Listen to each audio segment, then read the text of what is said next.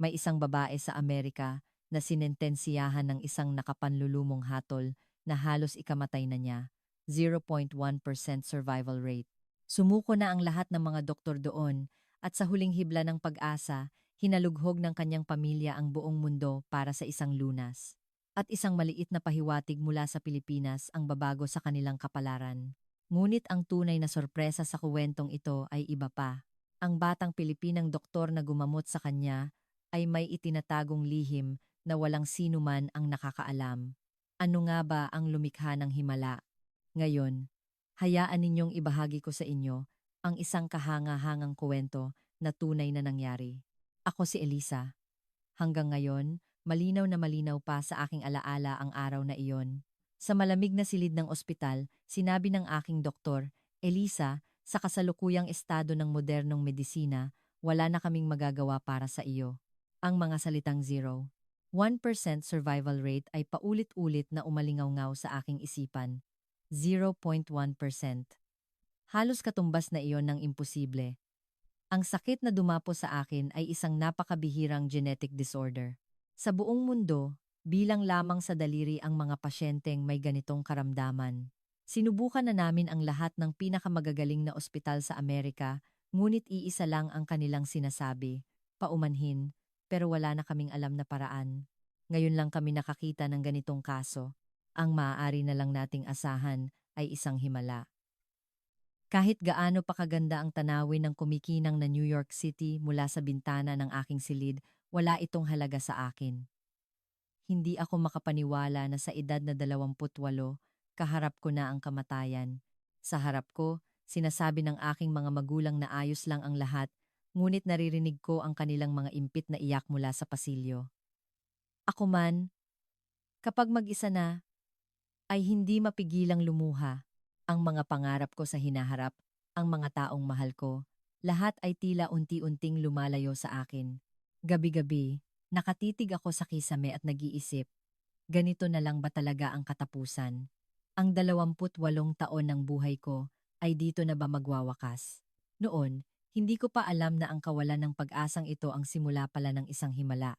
Habang tumatagal ang pananatili ko sa kama, lalong humihina ang aking katawan, nahihirapan na akong maglakad, at kahit ang lasa ng pagkain ay hindi ko na maramdaman. Elisa, lakasan mo ang loob mo, sabi ng nurse na nag-aalaga sa akin, ngunit mahirap humanap ng pag-asa. Gayunpaman, hindi sumuko ang aking mga magulang.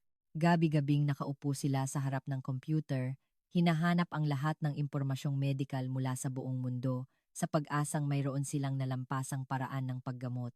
Elisa, anak, hindi kami susuko hanggang sa huli, ang pangako ng aking ama na nagtanim ng maliit na binhi ng pag-asa sa aking puso.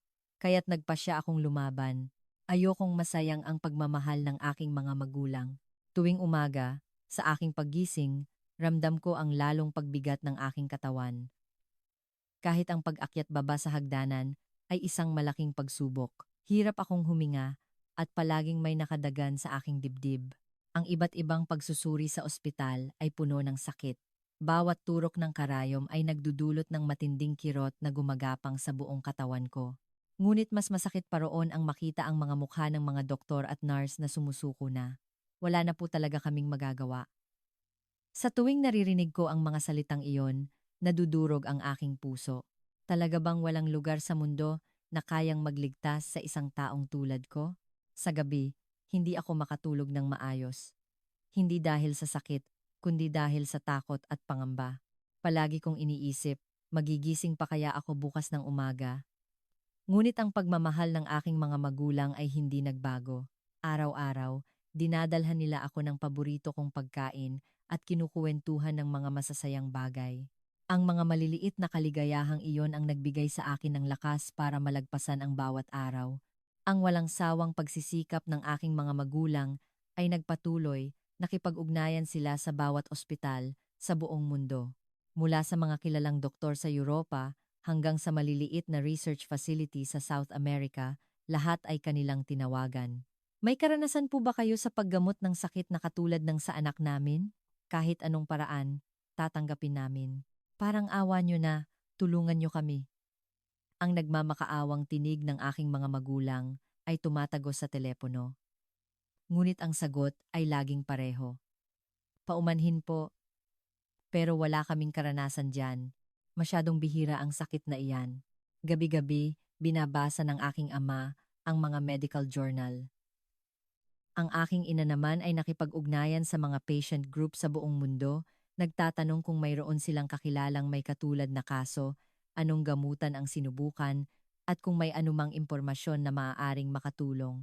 Habang pinagmamasdan ko sila, nakakaramdam ako ng matinding pagkakasala. Nasasaktan ako na dahil sa akin, naghihirap sila ng ganito. Ma, pa, ayos lang ako. Anong ayos lang? Hindi kami titigil hanggat hindi tayo nakakahanap ng paraan. Ang mga mata ng aking ina ay puno ng luha, ngunit ang kanyang boses ay matatag. Hanggang isang araw, nagsalita ang aking ina na may halong pananabik sa kanyang boses. Elisa, anak, baka may pag-asa pa. Ang natuklasan ng aking ina ay isang maliit na medical journal, isang research paper na inilathala ng isang ospital sa Pilipinas. Nakasulat doon na matagumpay nilang nagamot ang isang kaso na halos kapareho ng aking karamdaman. Talaga po, ma? Oo. Isang ospital sa Maynila. Nakapagligtas daw sila ng isang pasyenteng may kaparehong sakit. Ang journal na iyon ay hindi gaanong napansin sa Amerika, ngunit para sa aming pamilya, ito na ang huling hibla ng pag-asa. Agad na tumawag ang aking ama sa ospital na iyon. Kahit madaling araw dahil sa pagkakaiba ng oras, magalang silang sinagot ng mga taga-ospital sa Pilipinas. Opo, mukhang may pagkakahawig nga po ito sa kasong nagamot namin. Bakit hindi po kayo pumunta rito? Gagawin po namin ang lahat ng aming makakaya. May ibang dating sa boses ng doktor na Pilipino. Hindi tulad ng mga doktor sa Amerika, ramdam ko ang determinasyon sa kanyang mga salita, isang pag-asang hindi sumusuko. Elisa, anak, pupunta tayo sa Pilipinas. Talaga po, pa? Oo, baka ito na ang huli nating pag-asa. Sa totoo lang, wala akong gaanong alam tungkol sa Pilipinas. Ngunit sa puntong iyon, kahit saan pa man iyon, kung may kahit katiting na posibilidad na mabuhay ako, handa akong puntahan kahit ang dulo ng mundo. Habang naghahanda kami sa pag-alis, puno pa rin ako ng kaba. Magiging posible kaya sa Pilipinas ang isang lunas na hindi nagawa kahit sa Amerika? Baka naman umaasa lang kami sa wala, ngunit nang makita ko ang determinasyon sa mga mukha ng aking mga magulang, nagkaroon din ako ng lakas ng loob. Elisa, anak, makakatagpo tayo ng himala, ang sabi ng aking ina na tumatak sa aking puso. Habang nag-iimpake ako ng gamit, naisip ko, mabubuksan ko pa kayang muli ang maletang ito. Makakahanap kaya ako ng bagong pag-asa sa Pilipinas? Sa sasakyan papuntang airport, pinagmasdan ko ang huling tanawin ng New York. Naisip ko, baka ito na ang huling pagkakataon na makikita ko ang aking bayan. Ngunit naramdaman ko ang init mula sa kamay ng aking mga magulang na mahigpit na nakahawak sa akin. Ano man ang maging resulta, basta't magkakasama kami, kakayanin namin. Sa loob ng eroplano, paulit-ulit kong iniisip, sa isang malayong lupain tulad ng Pilipinas, posible kayang mangyari ang isang himala, ngunit nakaalis na kami. Lumilipad na kami patungo sa aming huling pag-asa. Paglapag namin sa Ninoy Aquino International Airport, lahat ay bago at kakaiba sa aking paningin. Ang mga karatulan na nakasulat sa Filipino, kasabay ng mga modernong gusali, ay kahanga-hanga. Nagulat ako sa mas maunlad na itsura nito kaysa sa inaasahan ko. Habang tinatahak namin ang daan papunta sa ospital, pinagmasdan ko ang tanawin ng Maynila at inisip, dito ko kaya matatagpuan ang isang bagong buhay. Ang tanawin mula sa bintana ng taxi na tumatakbo sa kahabaan ng highway ay tunay na moderno, matataas na gusali, malilinis na kalsada, at maayos na sistema ng trapiko, lahat ay nakakabilib. Pagdating namin sa ospital, ang unang impresyon ko ay napakaganda. Ang mga makabagong kagamitang medikal at malinis na pasilidad ay hindi nalalayo sa Amerika. Sa katunayan, sa ilang aspeto, tila mas maganda pa. Wow, napakamoderno pala dito, sabi ng aking mga magulang na halatang namangharin. Sa lobby, isang magiliw na staff ang sumalubong at gumabay sa amin. Ang loob ng ospital ay parang isang hotel. Malinis at maliwanag ang paligid at ang mga pasyente ay mukhang komportable. Miss, Elisa, dito po tayo, sabi ng nurse na gumagabay sa amin patungo sa silid konsultasyon.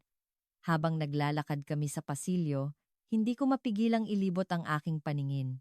Tunay na kahanga-hanga ang mga pasilidad. Ngunit nang makilala ko ang aking doktor, nagbago ang aking pananaw.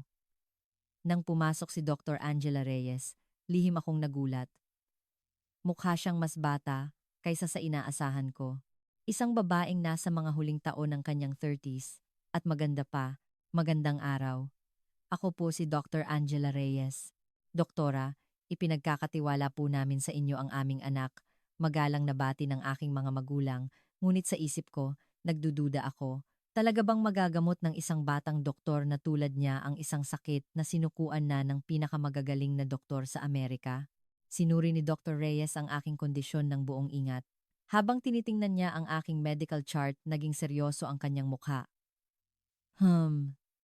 Mahirap na kaso ito, pero hindi imposible. Sa sinabi niyang iyon, sabay na pumasok sa isip ko ang pag-asa at pagdududa. Sa Amerika po, sinabi nilang imposible na. Talaga po bang posible? Anong uri po ng gamutan ang gagawin ninyo?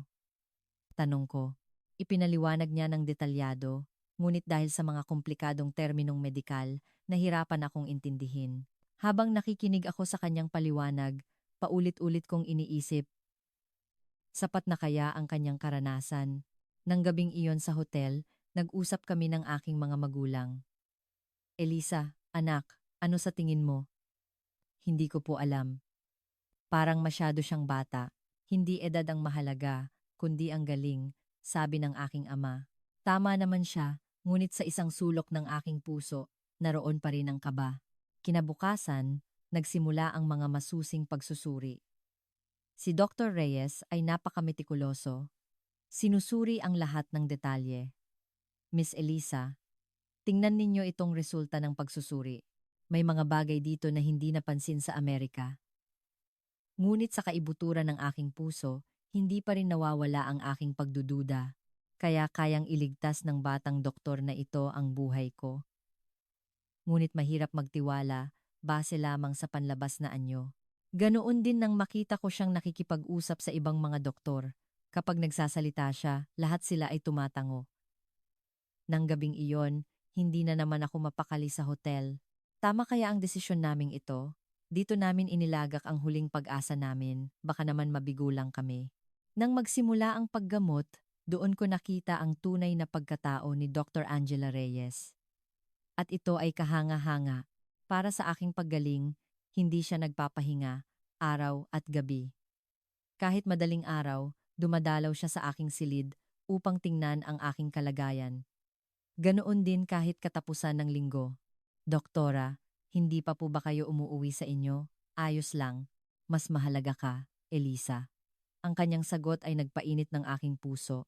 Ngunit iba ang reaksyon ng ibang mga doktor. Doktora Reyes, hindi ba't masyadong mapanganib ang sinusubukan ninyo? Napakababa ng tsansang magtagumpay. Hindi ba't pinapaasa lang natin ang pamilya ng pasyente? Naririnig ko ang mga nag-aalalang tinig ng kanyang mga kasamahan. Ngunit si Dr. Reyes ay hindi natinag. Hindi ako susuko. Siguradong may paraan. Nakita ko ang paninindigan sa kanyang mga mata. At ang paninindigang iyon ay nahawa sa akin. Araw-araw, sinusubukan niya ang mga bagong paraan ng paggamot. Minsan, magdamag siyang nagbabasa ng mga research materials. Elisa, kumusta ang pakiramdam mo ngayon? Medyo gumaan po. Mabuti. Magpapatuloy ang paggaling mo. Palaging positibo si Dr. Reyes. At ang positibong enerhiyang iyon ang nagbibigay sa akin ng lakas. Ngunit sa katotohanan, halos walang pagbabago. Lumipas ang ilang araw, ngunit wala pa ring makabuluhang pagbuti sa aking kalagayan. Gagaling pa kaya ako? Elisa, anak, maghintay pa tayo ng kaunti, sabi ng aking mga magulang na nagsisimula na ring mag-alala. Ngunit si Dr. Reyes ay nanatiling puno ng kumpiyansa na para bang mayroon siyang nalalaman. Elisa, kailangan ng panahon para sa paggaling. Ako ang bahala. Hindi ito simpleng tungkulin lamang ng isang doktor. Tila may mas malalim na dahilan. Isang gabi, habang naglalakad ako sa pasilyo, napansin kong bukas pa ang ilaw sa kanyang opisina. Sumilip ako sa bintana at nakita ko siyang nagbabasa pa rin ng mga dokumento. Habang pinagmamasdan ko siya, naisip ko, ano kaya ang naguudyok sa kanya na maging ganito kapusok? Para sa aking paggagamot, nakipag-ugnayan din si Dr. Reyes sa mga doktor mula sa ibang bansa. Nakita ko siyang may virtual meeting kahit hating gabi na. Hello? Berlin University Hospital po ba ito? Mula po ako sa Pilipinas, si Dr. Angela Reyes. Gusto ko lang po sanang itanong kung mayroon na kayong kaso na katulad ng sa pasyente ko. Sa ganitong paraan, nakikipag-ugnayan siya sa mga eksperto sa buong mundo para pag-aralan ang aking lunas. May mga araw na sinusubukan niya ang isang bagong kombinasyon ng gamot at may mga araw na sinasabayan niya ito ng physical therapy. Talagang ginagawa niya ang lahat ng posibleng paraan. Elisa, subukan natin ang treatment na ito ngayon. Wala po bang side effects? Gagawin natin ito sa pinakaligtas na paraan. Palaging maingat si Dr. Reyes. Inuna niya ang aking kaligtasan habang hindi sumusuko. Maging ang mga nurse ay tila hanga sa kanyang dedikasyon. Grabe si doktora. Ano? Ngayon lang ako nakakita ng ganyan. Talagang ginagawa niya ang lahat para sa pasyente niya. Habang naririnig ko ang usapan ng mga nurse, unti-unti ring lumalago ang tiwala ko kay doktora. Isang di sinasadyang pagkakataon ang nagbago sa lahat. Nang araw na iyon, may itatanong sana ako kay doktora, kaya pumunta ako sa kanyang opisina. Ngunit saglit siyang umalis. Habang naghihintay, napansin ko ang isang litrato sa kanyang mesa. Isang lumang litrato, marahil mga 10 taon na ang nakalipas. Nakangiti doon ang isang batang doktor. Reyes kasama ang isang batang babae. Ngunit ang mukha ng batang babae ay pamilyar sa akin. Parang nakita ko na siya dati. Dahil sa kuryosidad, binaligtad ko ang litrato at doon, natuklasan ko ang isang nakakagulat na mensahe. Para sa huling hiling ni ate, tutuparin ko ang pangarap kong maging doktor. Sa sandaling iyon, lahat ng piraso ng palaisipan ay nabuo. Ang batang babae sa litrato ay may sakit na katulad ng sa akin. Kahit bata pa ang kanyang mukha, bakas sa kanyang mga mata ang malalim na kalungkutan. Elisa, narinig ko ang boses ni Dr. Reyes sa aking likuran. Nakita niya akong hawak ang litrato. Naku, pasensya na po. Kasi, ayos lang. Dahan-dahan siyang lumapit at tiningnan ang litrato. Pagkatapos ay huminga siya ng malalim. Siya ang kapatid ko, ang kakambal ko. Nanginginig ang boses ni Doktora. Nagkaroon din siya ng sakit na katulad ng sa iyo, Elisa. Noong mga panahong iyon, wala pang lunas. Habang nakikinig ako sa kanyang kuwento, hindi ko mapigilang mapaluha. Pumanaw ang ate ko sa edad na 18. Bago siya mawala, hiniling niya sa akin na maging doktor para tulungan ang mga taong may kaparehong sakit. Doon ko naintindihan ang lahat, kung bakit ganoon na lamang ang kanyang dedikasyon. Kaya po pala kayo naging doktor. Para tuparin ang pangako ko sa ate ko.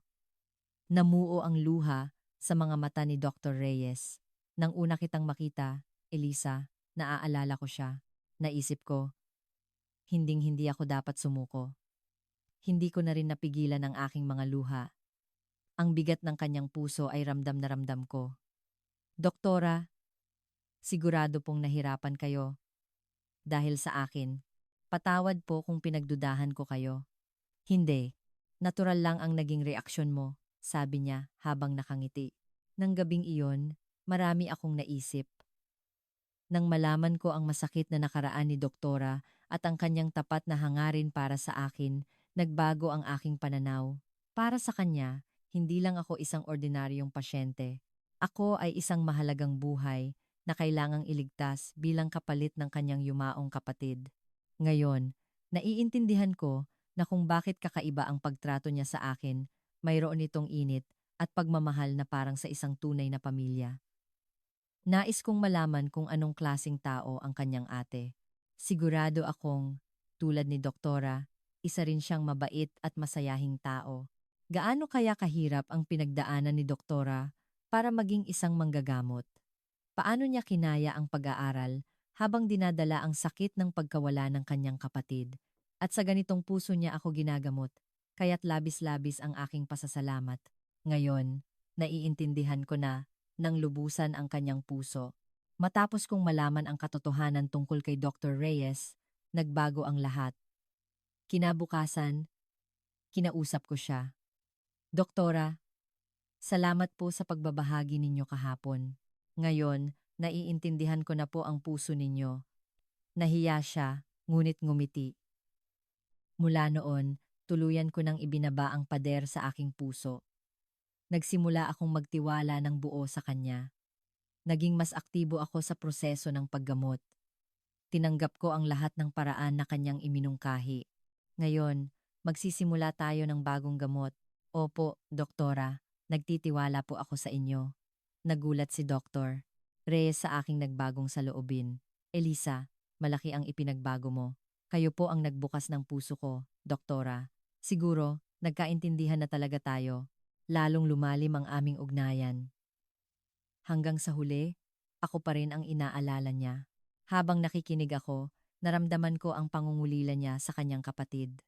Sigurado po akong binabantayan niya kayo mula sa langit. Oo, ganoon na nga ang iniisip ko. Ang mga pag-uusap na iyon ay nakatulong din sa aking paggaling. Nang gumaan ang aking kalooban, tila sumunod din ang aking katawan. Ikinuwento pa sa akin ni Dr. Reyes ang tungkol sa kanyang ate. Kahit noong nagkasakit na siya, hindi niya binitawan ang pangarap na iyon. Sa halip, sinabi niya na dapat akong maging doktor para sa mga taong may sakit na tulad niya. Puno ng pagmamahal ang boses ni doktora para sa kanyang kapatid. Naaalala ko pa ang huling sinabi niya bago siya pumanaw. Angela, ang pangarap kong hindi natupad, ikaw ang tumupad at iligtas mo ang mga taong tulad ko. Habang sinasabi niya iyon, namuo ang luha sa kanyang mga mata. Kaya po pala kayo pumasok sa medisina. Oo, napakahirap, pero gusto kong tuparin ang pangako ko sa kanya. Habang nag-aaral ako, palagi ko siyang naaalala. Lalo na sa mga mahihirap na pagsusulit, parang siya ang nagbibigay sa akin ng lakas. Habang naririnig ko ang kanyang nakaraan, lalo akong humanga sa kanya. At sa ganitong puso niya ako ginagamot, kaya't hindi ko masukat ang aking pasasalamat. Elisa, tulad ka rin ng ate ko, hindi mo sinusukuan ang mga pangarap mo. Kaya naisip ko, kailangan mo talagang gumaling. Napansin din ng aking mga magulang ang pagbabago. Elisa, anak, ang laki ng pinagbago mo. Mas masigla ka na. Opo, ma. Napakaswerte ko po na nakilala ko si Dr. Reyes. At totoo iyon. Ang makilala si Dr. Angela Reyes ang pinakamalaking swerte sa aking buhay. Dahil sa kanyang dedikasyon at sa aking buong pusong kooperasyon, unti-unting nagkaroon ng pagbabago. Elisa, maganda ang resulta ng pagsusuri mo ngayon. Talaga po? Oo, bumuti ng husto ang mga numero mo. Iyon ang unang pagkakataon na nakarinig ako ng balitang puno ng pag-asa. Nalaman kong hindi na sayang ang lahat ng aming pinaghirapan. Habang nagkukuwentuhan kami, mas nakilala ko pa ang kanyang ate. Napakamatapang na bata ng ate ko. Hanggang sa huli, hindi nawala ang ngiti niya. Kahit noong sinabi niyang dapat akong maging doktor, nakangiti pa rin siya. Sa alaala ni doktora, ang kanyang ate ay isang pambihirang tao. Kahit sa higaan ng karamdaman, pinalalakas niya ang loob ng ibang pasyente. Sinasabi niya sa kanila, kahit sa mga mas matatanda sa kanya, na huwag mawalan ng pag-asa para siyang isang anghel. Ang imahe ng kanyang ate ang naging inspirasyon niya para maging doktor. Sigurado po akong ipinagmamalaki kanya ngayon mula sa langit. Kapag iniisip ko iyon, gumagaan ang pakiramdam ko. Ako man ay nagpapasalamat sa kanyang ate. Dahil sa kanya, naging doktor si Dr. Reyes. Sa panahon ng aking paggagamot, nakita ko rin ang ibang pasyente ni doktora. Lahat sila, tinatrato niyang parang pamilya. Talaga pong ipinanganak kayo para maging doktor. Salamat sa sinabi mo. Iyon ang tunay kong nararamdaman. Ang mga taong tulad niya ang nagbibigay dangal sa propesyon ng pagiging doktor. Araw-araw, nararamdaman kong unti-unting bumubuti ang aking katawan. Naging mas madali na ang paglalakad at bumalik na rin ang gana ko sa pagkain. Doktora, Nakakamangha po. Hindi ko akalain na gagaling ako ng ganito. Ang iyong determinasyon, Elisa, ang pinakamalaking dahilan. Palaging mapagkumbaba si Dr. Reyes. Nagulat din ang aking mga magulang. Habang nakikita nila ang aking paggaling, labis ang kanilang kagalakan. Elisa, anak, salamat sa Diyos. Ang pagpunta natin sa Pilipinas ang pinakamagandang desisyon. Ganoon din ang nararamdaman ko. Tila sa Pilipinas ako nakahanap ng bagong buhay. Maingat na itinala ni Dr. Reyes ang proseso ng aking paggaling. Gusto kong i-publish ang proseso ng paggamot na ito bilang isang journal para makatulong din sa ibang pasyente. Dahil sa iyo, Elisa, nakabuo tayo ng isang bagong paraan ng paggamot. Naging masaya ako na dahil sa akin, nagkaroon ng ganitong tagumpay. Ang makapagbigay ng pag-asa sa ibang pasyente ay isang napakahalagang bagay. Habang pinagmamasdan ko ang kanyang sigasig sa pananaliksik, lalo akong humanga. Bawat pasyente ay isang mahalagang kaso para sa kanyang pag-aaral at kasabay nito, isang pamilya. At sa wakas, dumating ang sandali ng himala. 3 buwan mula nang magsimula ang paggamot. Pumasok si Dr. Reyes na dala ang mga resulta ng pagsusuri at kakaiba ang kanyang ekspresyon. Elisa, may napakagandang balita ako para sa iyo. Ano po iyon? Magaling ka na. Sa sandaling marinig ko ang mga salitang iyon, parang huminto ang mundo. Talaga po? Magaling na po talaga ako? Oo, tuluyan ka ng gumaling. Maging si Dr. Reyes ay nangingilid ang luha. Doon na ako humagulgol. Lahat ng emosyon na matagal kong kinimkim ay biglang bumuhos. Tumakbo ang aking mga magulang at niyakap ako. Elisa, anak, salamat sa Diyos. Buhay ang anak namin. Sabay-sabay kaming umiyak at tumawa sa sobrang galak. At lumapit ako kay Dr. Reyes at niyakap siya ng mahigpit. Doktora, maraming salamat po. Dahil sa inyo, nabigyan ako ng bagong buhay. Niyakap niya rin ako ng mahigpit at sinabing, siguradong masaya rin si ate para sa'yo, Elisa, dahil malusog ka na. Sa sandaling iyon, ramdam ko ang matinding pasasalamat. Parang nakikita kong nakangiti rin ang kanyang ate mula sa langit. Binati rin ako ng mga nurse na nakarinig ng balita. Elisa, congratulations. Sobrang saya rin ni Doktora para sa'yo. Opo, maraming salamat po sa lahat. Ang buong ospital ay parang nagdiwang. Lahat ng staff ay nakisaya sa aking paggaling. Nang gabing iyon, sa unang pagkakataon sa napakatagal na panahon, nakatulog ako ng mahimbing. Hindi ko alam na ganito pala kasarap ang matulog nang walang pangamba. Kinabukasan, habang naghahanda akong lumabas ng ospital, nagkaroon kami ng huling konsultasyon ni Dr. Reyes. May mga kailangan po ba akong iwasan?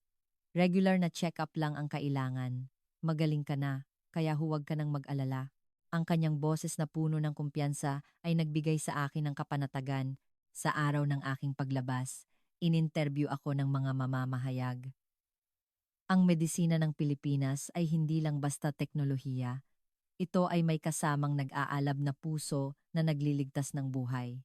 Sinagot ko ito mula sa kaibuturan ng aking puso. Dahil sa mga taong tulad ni Dr. Angela Reyes, naging posible ang himala. Nakatanggap ako ng regalo ng bagong buhay dito sa Pilipinas. Matapos ang interview, nagpaalam ako kay Dr. Reyes. Doktora, maraming salamat po sa lahat. Mag-ingat ka palagi at manatiling malusog. Kayo rin po, Doktora. Sana po ay laging puno ng biyaya ang buhay ninyo. Habang papunta kami sa airport, pinagmasdan ko ang syudad ng Maynila. Ngayon, ang lugar na ito ay naging saksi sa aking muling pagsilang. Sa eroplano pabalik ng Amerika, naisip ko, napakadami kong natutunan sa karanasang ito. Natutunan ko na ang tunay na medisina ay hindi lang teknolohiya, kundi ang tapat na puso para sa pasyente at kung gaano kahalaga ang hindi pagsuko. Ang 3 buwan ko sa Pilipinas ay tuluyang nagpabago sa aking buhay. Hindi lang ako nakahanap ng bagong buhay mula sa bingit ng kamatayan, kundi natutunan ko rin kung ano ang tunay na kahulugan ng pagiging isang doktor dahil sa mga taong tulad ni Dr. Angela Reyes, nagiging mas mainit at mas maganda ang mundong ito. Tinutupad niya ang pangako sa kanyang kapatid habang nagbibigay ng pag-asa sa napakaraming pasyente. Pagdating ko sa New York, Patuloy kong naaalala ang Pilipinas. Ang pagmamahal at pag-aaruga na natanggap ko roon ay hindi malilimutan. Labis din ang pasasalamat ng aking mga magulang. Napakabait ng mga Pilipino. Lalo na si Dr. Reyes, para siyang isang anghel. Sumang-ayon ako ng buo. 6 na buwan na ang lumipas mula nang bumalik ako sa Amerika matapos ideklarang magaling na ako. Maraming nangyari sa panahong iyon. Nariyan ang ligaya ng pagkakaroon ng malusog na pangangatawan at ang pagkakaroon ng bagong layunin. Ang pinakamalaking pagbabago ay ang direksyon ng aking buhay. Tulad ni Dr. Angela Reyes, gusto ko na ring magbigay ng pag-asa sa iba, kaya't nagpasya ako. Babalik ako sa Pilipinas. Nang sabihin ko ito sa aking mga magulang, una silang nagulat. Elisa anak, sigurado ka ba dyan? Opo, gusto kong isukli ang pagmamahal na natanggap ko. Gusto kong magtrabaho kasama ni Dr. Reyes para makatulong sa mas marami pang pasyente. Naintindihan din ng aking mga magulang ang aking puso. Talagang nag-mature na ang anak namin. Mabuti iyan, anak. Sinusuportahan ka namin. Sumulat ako ng liham kay Dr. Reyes. Mahal na Dr. Reyes, kumusta po kayo? Ako po si Elisa. Malusog po ako at maayos ang kalagayan. Salamat po sa inyo. Sa totoo lang po, mayroon po akong isang mungkahi. Gusto ko po sanang magtrabaho kasama ninyo. Hindi man po ako doktor, pero gusto kong gawin ang kahit anong trabaho para makatulong sa mga pasyente. Gusto ko pong ipasa sa kanila ang pagmamahal na natanggap ko. Doktora, naniniwala po ako na magiging masaya rin ang ate ninyo. Gusto kong magbigay ng pag-asa sa mga pasyenteng nawawalan na nito. Tulad ko noon, hihintayin ko po ang inyong tugon. Maraming salamat po, Elisa. 1 linggo matapos kong ipadala ang sulat, nakatanggap ako ng sagot mula kay doktora. Para kay Elisa, napakagandang balita niyan. Labis kong ikinatutuwa ang iyong puso, Elisa. Bakit hindi mo subukang magtrabaho sa aming ospital bilang isang patient counselor? Ang iyong karanasan ay magiging malaking tulong at inspirasyon sa ibang mga pasyente. Bukas ang aming pintuan para sa iyo anumang oras. Lubos na gumagalang, Angela Reyes. Napakasaya ko nang matanggap ang kanyang sagot. Sa wakas, makakatulong na ako sa iba bilang sukli sa tulong na natanggap ko. Habang nagbubuk ako ng tiket papuntang Pilipinas, hindi ko mapigilan ang pananabik. Sa pagkakataong ito, pupunta ako roon hindi bilang isang pasyente, kundi bilang isang taong may bagong misyon. Sinusuportahan din ako ng aking mga magulang. Elisa, anak, ipinagmamalaki ka namin. Hindi namin akalain na magiging ganito kakahanga-hangang tao. Ang lahat ng pagbabagong ito sa akin ay dahil sa aking karanasan sa Pilipinas. Pagdating ko roon at muling makita ang ospital, kakaiba ang aking naramdaman. Dito, nakatanggap ako ng bagong buhay. At ngayon, dito ko sisimulan ang isang bagong pangarap. Labis ang aking kagalakan nang muli kaming magkita ni Dr. Reyes. Elisa, talagang bumalik ka. Siyempre po. Nangako po ako. Tuwang-tuwa rin siyang makita ako. Nagsimula na akong magtrabaho bilang isang patient counselor. Ibinabahagi ko ang aking kwento sa mga pasyenteng nawawalan na ng pag-asa. Lalo na sa mga pasyenteng galing din sa ibang bansa, malaking tulong ang aking karanasan. Talaga pong tuluyan kayong gumaling? Opo. Noong una, hindi rin ako makapaniwala. Pero ngayon, heto ako, malusog at nagtatrabaho. Sa tuwing nakikita ko ang kislap ng pag-asa sa mga mata ng mga pasyente, matapos marinig ang aking kuwento, nararamdaman ko ang tunay na katuparan. Habang nagtatrabaho, kasama si Dr. Reyes, mas marami pa akong natutunan mula sa tamang pakikitungo sa pasyente hanggang sa misyon ng isang health worker. Doktora, sigurado po akong masayang-masaya ang atin ninyo ngayon. Ang pangarap ninyo ay kumakalat na at nagbibigay buhay sa napakaraming tao. Ngayon, nagsisimula na ako ng bagong buhay dito sa Pilipinas. Isinusukli ang pagmamahal na aking natanggap at umaasang mas marami pang himala ang magaganap.